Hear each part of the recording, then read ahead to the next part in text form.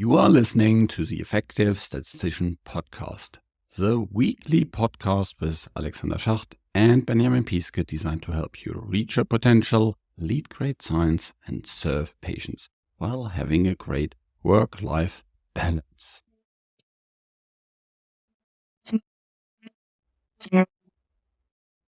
In addition to our premium courses on the Effective Statistician Academy, we also have lots of free resources for you across all kinds of different topics within that academy.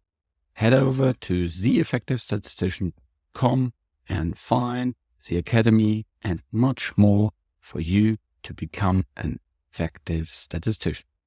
I'm producing this podcast in association with PSI, a community dedicated to leading and promoting the use of statistics within the healthcare industry for the benefit of patients.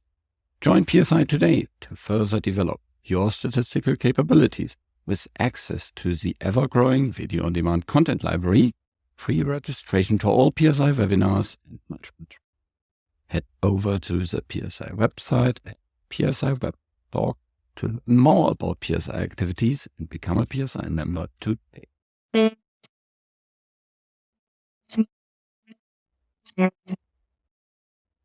Welcome to another episode of The Effective Statistician, and today I'm super happy to have Daniel on the line again. For all those who don't know Daniel, maybe you can start with a short introduction of yourself and what you're doing now. Yeah, thanks, Alexander. Happy to be back on your podcast. Hi, everyone. So I'm a statistician. So I studied statistics in Munich, and then I got my PhD from the University of Zurich more than 10 years ago in 2013. And then I worked as a biostatistician in Roche for 5 years. Then I had a little stint as a data scientist at Google for 2 years. And after that, I rejoined Roche, building up what we called the statistical engineering team. So there is a very cool team working on R packages, the topic of today. For 4 years, I did that. And last year in the summer, I relocated to Taipei with my family because my wife is from Taiwan and we want to spend here some time. And therefore, it was a good time point to do something else again. So we kind of founded a consulting company that we call Arconis. Arconis is like Rconis. Working now with that on different projects. It's very interesting. And apart from that, maybe also to mention, I wrote a few R packages. There's also a book, which is called Likelihood and Bayesian Inference, if you are interested more in the theoretical stuff. And also very relevant for today's topic, I'm also co-chairing the Open Stats working group on software engineering and biostatistics. Okay, let's dive into the topic of today. The first question really is, why should we actually create R packages? This is really about reusing code. What are common challenges when we reuse code? Yes. What are the common challenges? The most common challenge is that there's no documentation at all, and you just don't know anymore what the code should be doing and how to use it. That can also happen very easily with your own code. Doesn't even have to be somebody else's code. Just write it and maybe wait 2 weeks and look at it again, and probably you have no idea anymore what it's doing if you don't have any documentation for that. That's a very common challenge. A bit more advanced challenge is that you don't use a consistent style in your code, and maybe also not a good style. For example, if you just use the equal sign for assignments in your R code, and maybe you don't even put blanks around this equal sign, and then you write your code like that, or you don't indent at all, when you have if clause or a for loop or anything like that, or a function. If all the lines start in the beginning of the line, no matter where they sit in the hierarchy of the code. Yeah, things like that make the code very hard to read. So yeah, you might have found yourself inheriting some code from a colleague that's very hard to read. So probably the first thing you need to do, you need to restyle the codes to actually be able to read it. Then of course come more things like variable names, right? So maybe the variable names are totally random or explaining anything. So if you just have like A, B, C, D variable names or X, Y, Z, and then, have no idea what they actually mean, becomes very hard. So those are the kind of basic challenges when you want to reuse code. So I learned quite early in my career that as soon as you do copy and paste code more than once, then it's much more better to create some kind of function or a macro so that you don't need to change things again, because ultimately code will always be changed. And if you have copied and pasted it multiple times, then you will likely forget where you have copied it, and then it breaks down. So that's definitely another reason to create things that are easy to use multiple times in your code when you need to use it again and again and again. And that's, I think, for me, one of the main reasons to write something that is easy usable. Writing some kind of small function for yourself or macro used within your code, and writing an R package, a completely new package, I would say there's yet another bigger step. How big is that step, and when should we consider to write an R package? Yeah, great segue. I think I would say as soon as you start writing functions for a project that lasts more than one day or maybe more than a week, then probably it's already time to write a package, because although that sounds maybe a bit like, too big of a hammer for a nail or something, but that just makes so many things so much easier down the line. And last but not least, what I mentioned in the beginning, documentation and readability become much easier when you have these functions in a package.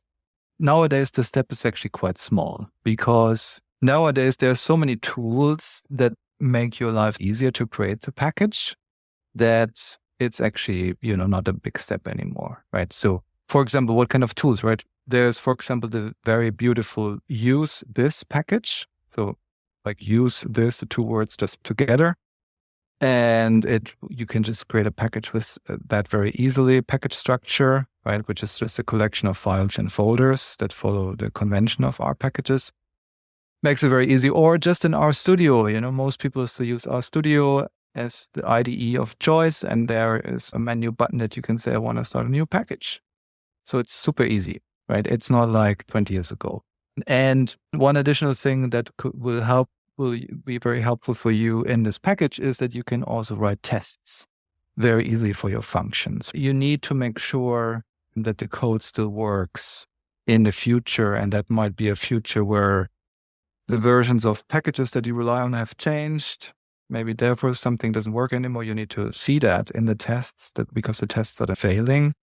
Or you need to be able to know if you modify one of your functions in your package, this function still works as expected. And all the other functions also still work as expected, right? And you cannot every time, try manually all of the functions in your package and see if they're still working. That's just too much work. So the way to automate this is just writing tests. And that's the other thing, that it's much, much easier if you have a package structure. What would be the steps you recommend when creating a new package? Yes, first important step is usually to don't directly jump into coding. Don't immediately jump into programming everything, even though it's so much fun. And of course, I also love doing it. Don't just start right away. Just take a deep breath, make a plan. I suggest for making a plan, nothing fancy, just take a piece of paper, take a pencil, and draw what the package should be looking like. What should it be doing? What should be the different parts of the package? And that's the first start. So schematic.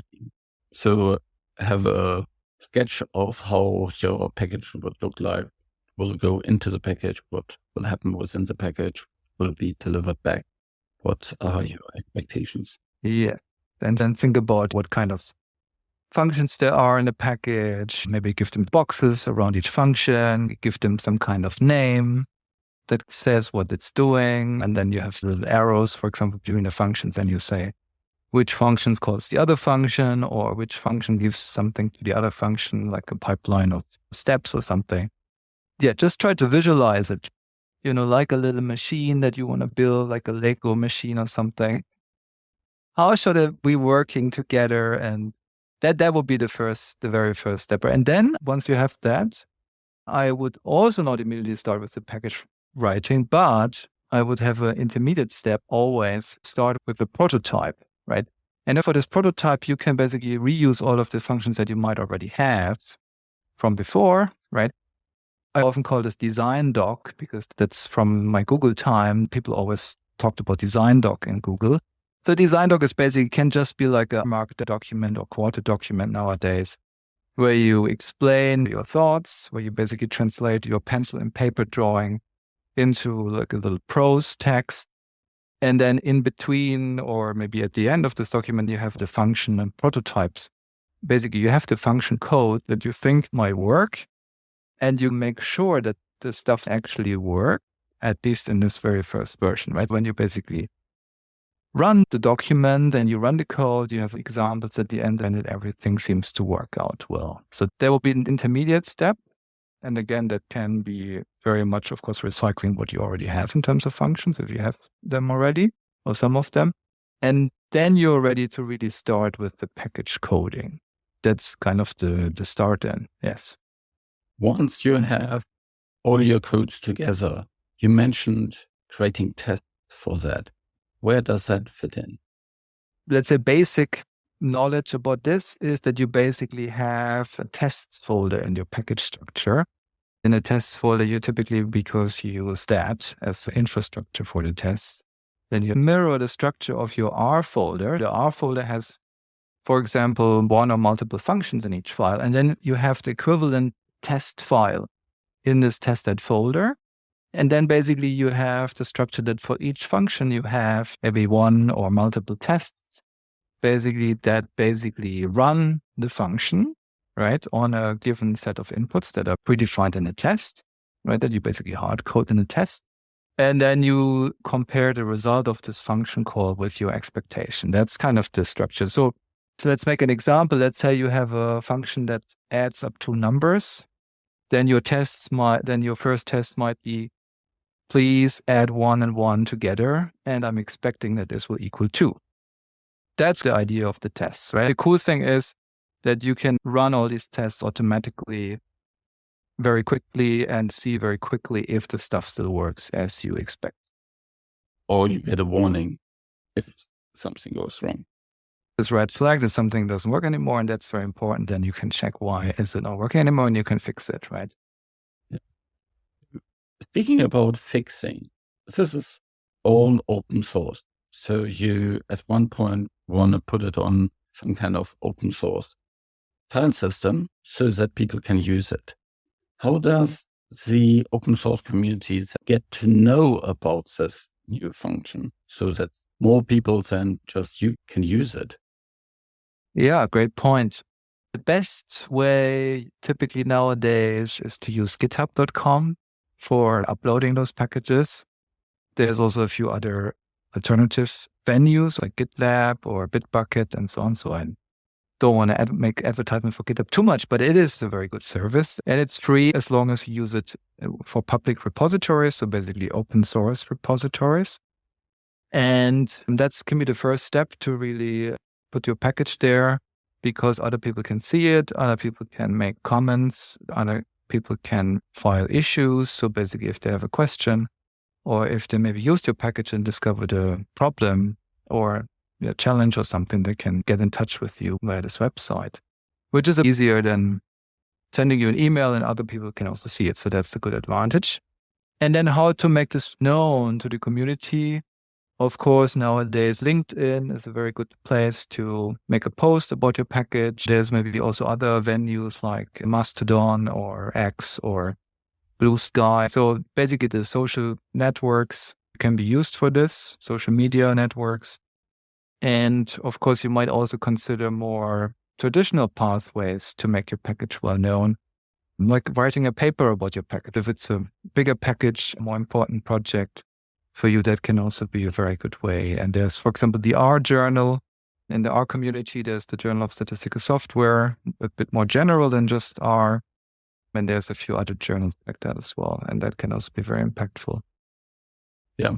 Or you presented at one of the typical conferences, or nowadays, even SaaS-based conferences have opened up to open source views and things like that are also now welcoming our presentations, posters. So that's another kind of thing.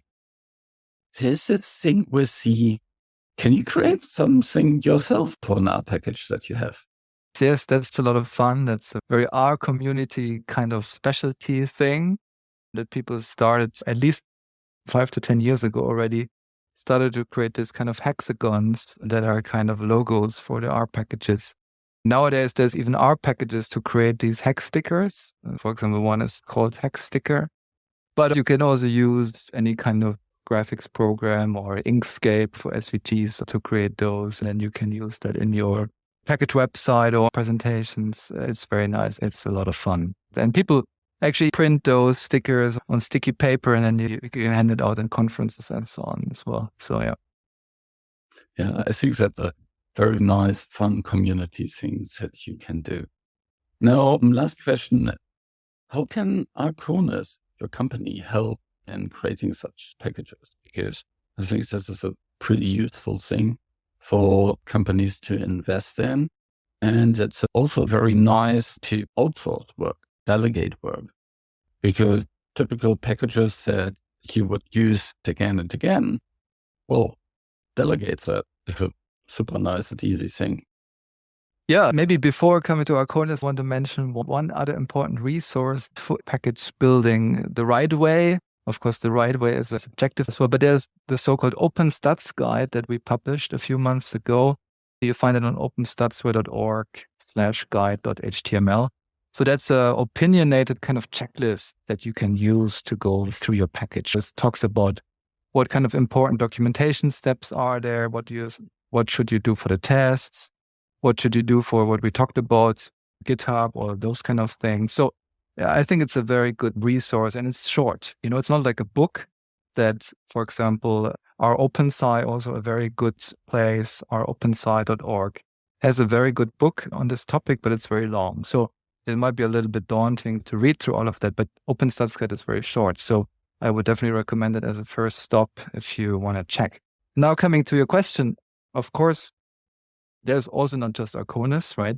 But we particularly specialize at this intersection of deep statistical methodology expertise and software engineering, right? So when your project is in that space, of course, we would be very interested to help or to know about it. And we were working, of course, with our packages literally every day, except maybe weekend. We can support you in all stages of this development life cycle. And I think it's, as you say, I think it's important also to, it's not maybe also only outsourcing. There can also be different modes of interaction or help that we can offer. But I think it's important to realize when you need support from experts and then reach out, right? So just a couple of examples that we have come across. For example, you have a collection of functions and you have no time or interest to put them together in a package, but it would be the right thing to do. Right, then I think it would be good to reach out to a vendor like Arconis, or you have an old package already that your department relies on, but now maybe the author has left and now it's stopped working and you have no idea what to do next, but it's very important. So that those things like refurbishing older packages, that's also an important use case. Or assessing external packages or improving external packages. That can also be important when you are not sure whether you can trust the results of an external package. Yeah, these are very interesting use cases so that you can have something that really fits your needs from a validation point of view and all these different things so that you can trust it and move forward with it. Thank you very much, Daniel, for this awesome episode and discussion about R packages. As said before, check theeffectivestatistician.com to find the episode with Daniel, and there you will find all the links that we just talked about. Any final spot, Daniel, to someone who wants to create an R package? Yeah, final tip. There is very good materials available. If you search for good software engineering practice for packages workshop, you will find very easily lots of interesting slides from the OpenStats community side. And this year we will have live sessions in Basel at the ISCB conference, end of August, in Paris at the Statistics in Biopharmacy conference in October, as well as for those in Asia in Tokyo, beginning of April. So either have a look at the slides offline, or maybe one of those sessions and time points sounds right for you, then would be great to see you there. Well, thanks so much. This show was created in association with PSI. Thanks to Rain and her team at VVS who helped with the show in the background, and thank you for listening. Reach your potential, lead great science, and serve patients. Just be an effective statistician.